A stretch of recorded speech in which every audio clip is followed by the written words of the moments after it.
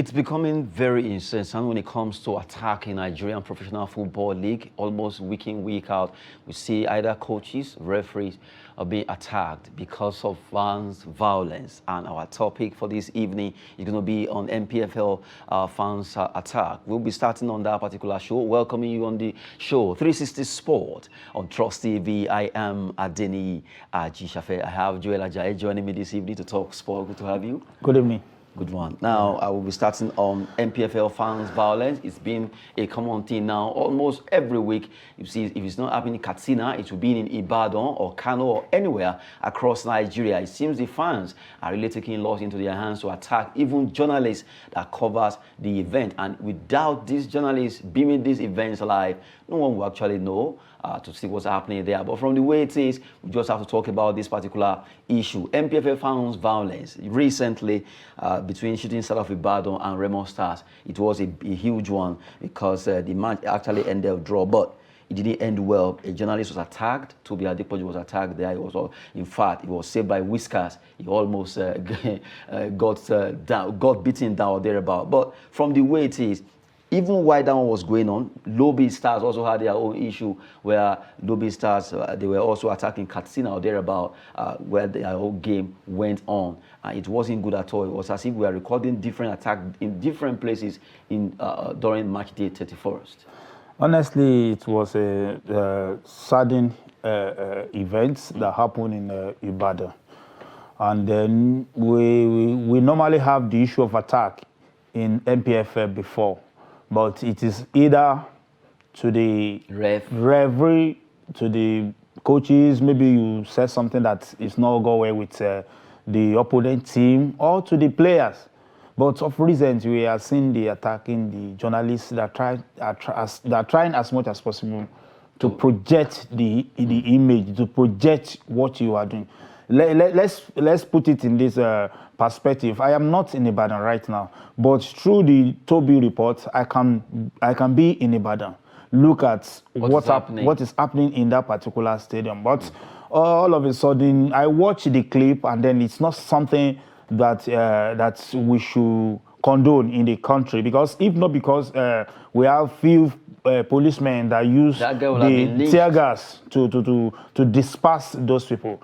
It will be a different ball game for the young one that is doing his job without paying him. Because I believe Toby based in Lagos, and then you look at it that, okay, I can watch Remo Star and Shooting Stars in Ibadan. Let me just transport myself, or let me just go there to cover the game. But at the end of the day, this is what he got. I think it's something that is called for justice, because in Nigeria, we always arrest the perpetrator, but we don't know the kind of justice they are giving to them.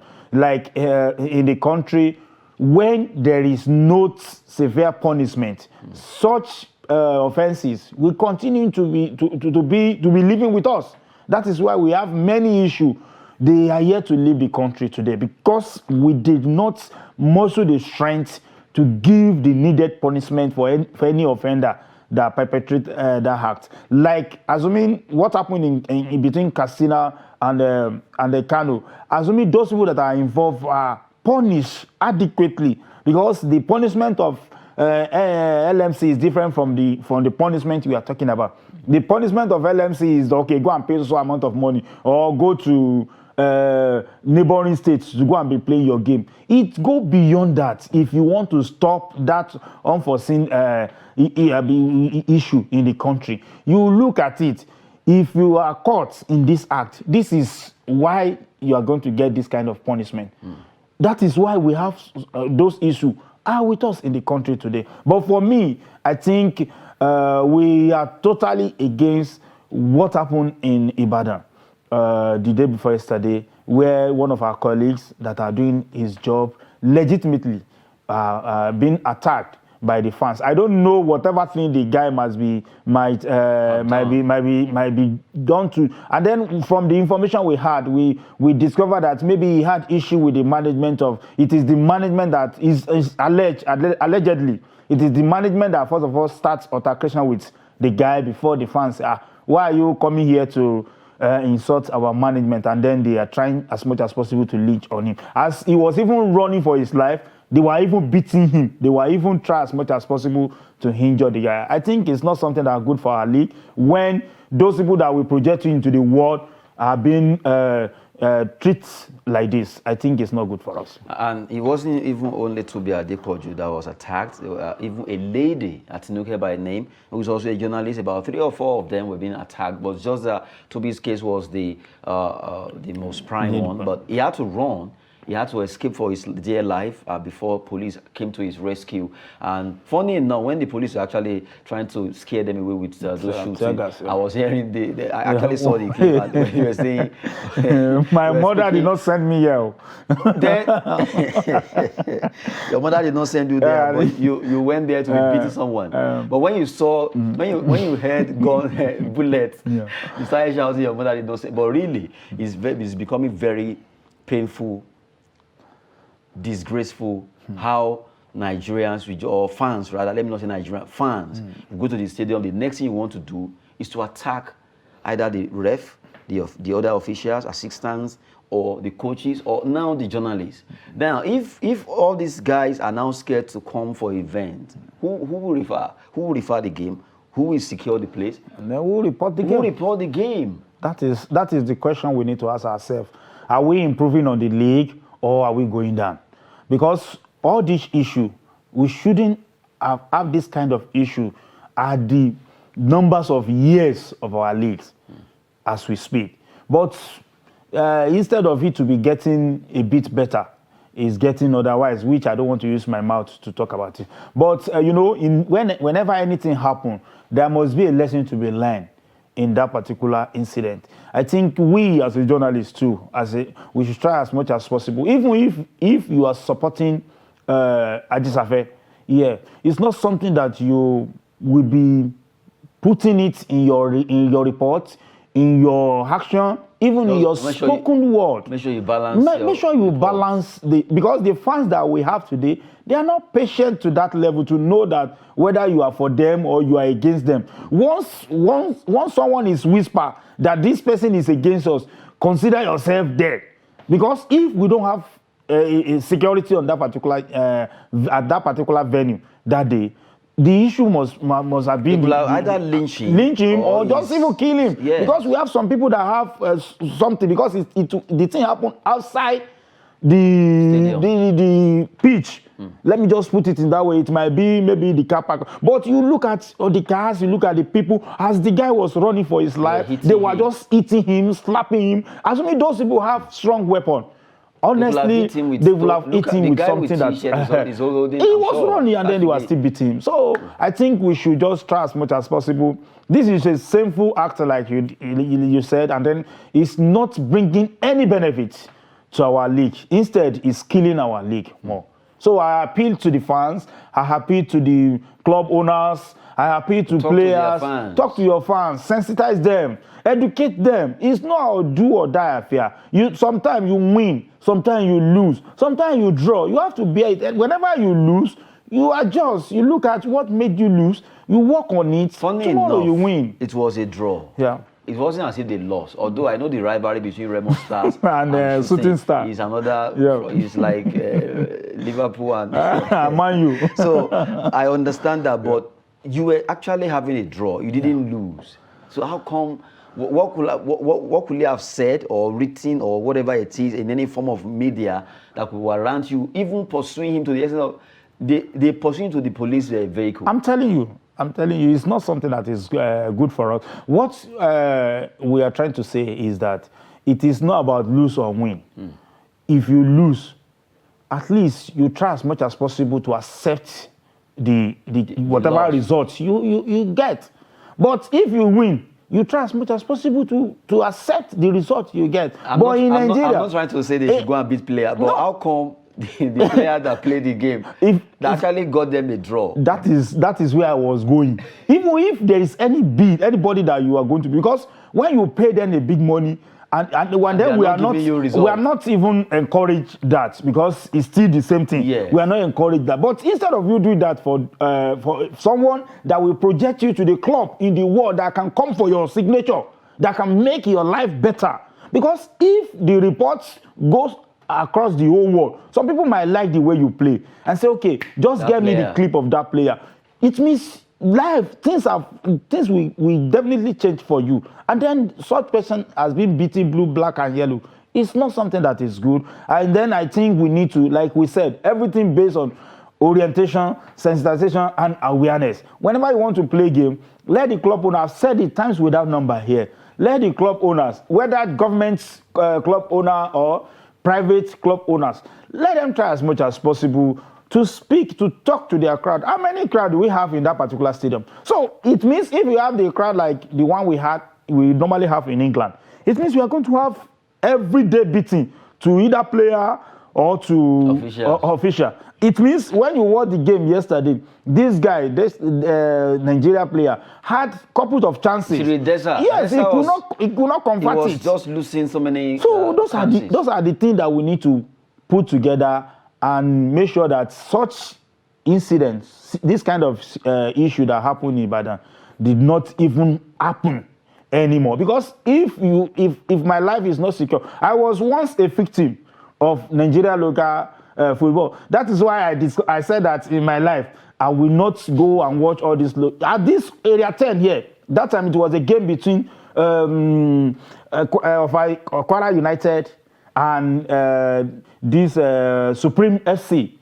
We went there to watch the game. Before you know, they were just running, beating everybody. Everybody have to run for their life. They thought I was one of the They were just stoning me, do everything. So for me, watching Nigeria, did you wear referee? I did not even wear any jersey. I wore my own normal shirt and all. And then if you look at this, my head, it is the scar of MPFL. And you were running. And then I was running because I don't know anything. I was there to report a game, and then this is the result I got. Maybe you resemble one of the. I did not even support anybody.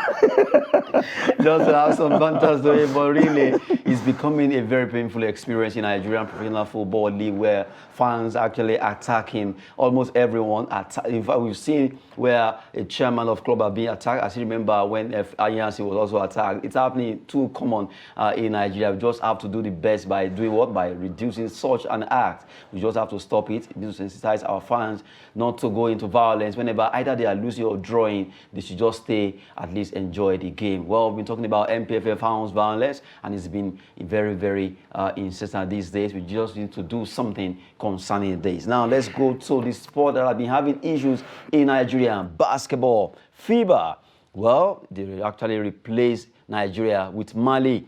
According to the news that filtered in yesterday, well, the World Cup is coming, the Women's World Cup, and now FIBA confirmed Mali as replacement for the Tigers. So painful. Somebody said wasted effort because Nigeria did so well qualifying over there in Serbia for the 2022 World Cup, and now they won't be going. So painful. Anytime I remember this, I always feel so painful for these ladies. They did well. They fought hard to qualify, and you have it that, well, if someone would have told them that time that Mali would be the one to take over their place, they won't believe it. But right now, Mali is rated next, and they have to go. Well, as we speak right now, FIBA have informed Mali that they will be the one to represent Africa at the World Cup. So painful that Nigerian Tigers won't be going to the World Cup, and just because of issues here and there, and this is not happening.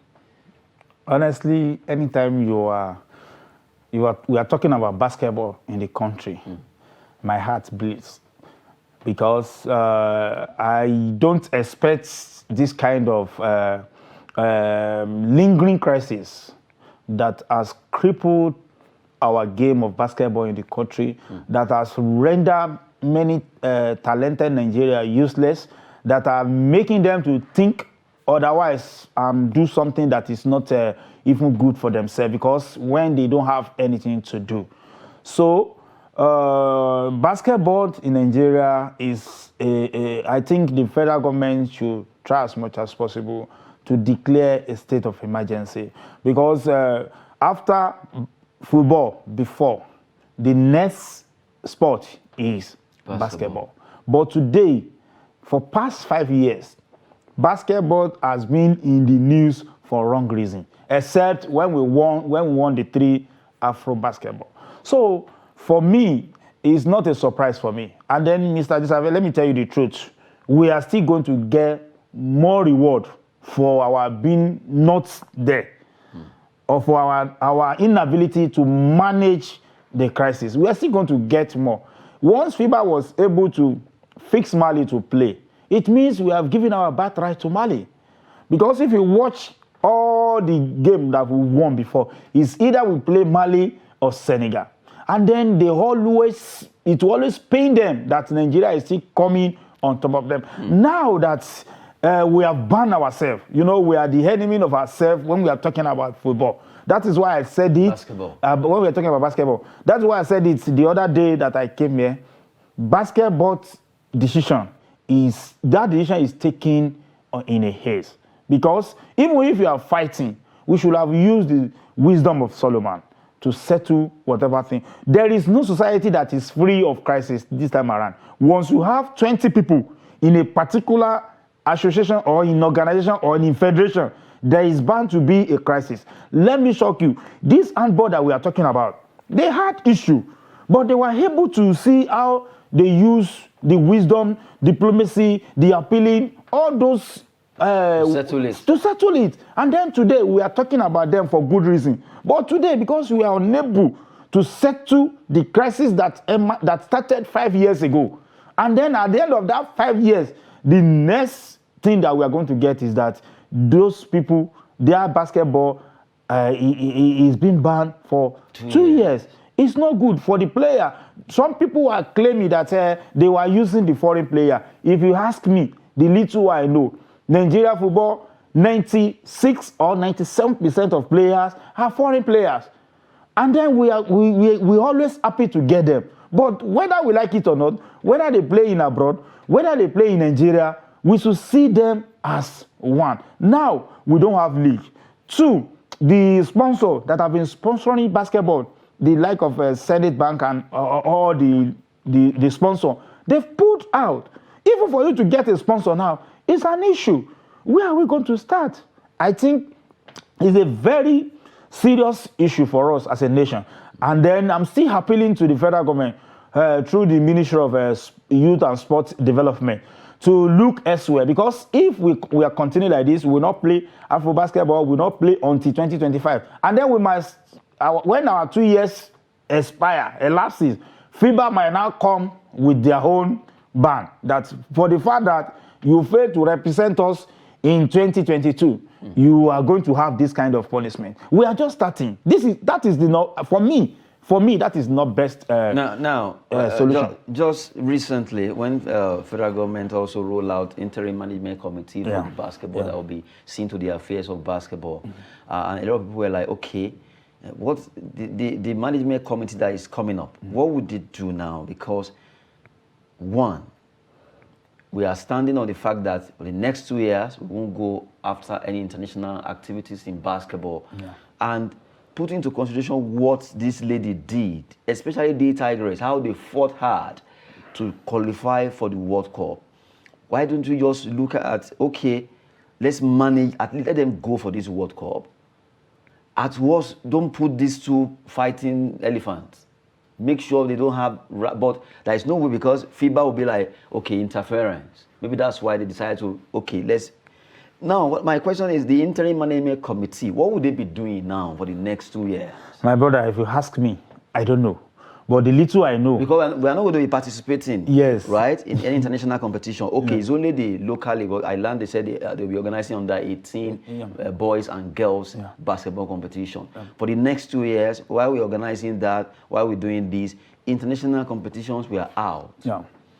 By the next 2 years, or the third year that I want to go for competitions, most of the players that are still in D Tigers or D Tigers, some will have phased out. Oh my goodness. See, the truth of the matter is that it's very unfortunate, to be sincere with ourselves. With the little information I had, the interim management committee, they will now inaugurate them tomorrow, and then they will play one exhibition game between two FCT secondary school. To me, it's not. I said it here last time I came here. For the fact that you are having an headache or time to time headache, does not mean that you leave for cutlass and cut the head. Because once you cut the head, that will be the head of headache and the head of the person that is having the headache. That is the truth of the matter. What we've done to basketball is something that is unacceptable to many of us that have been following basketball in the past years. Because like now, as we speak, FIBA has, they have it on in their this thing that Nigeria has status or constitution that is guiding them. And then what I expected the Minister of Sports to do, they did not do it. We had this kind of issue in football. You will try as much as possible to talk to the two. Even if there is competition, you will say that, okay, maybe they will go and fight in that particular place and bring Nigeria to all sort of shame. Carry the two board. For you to manage that situation, okay, we are going to this competition. I need 5 people from your board. I need 5 people from your board. You go to, from that competition, they can settle the whole matter.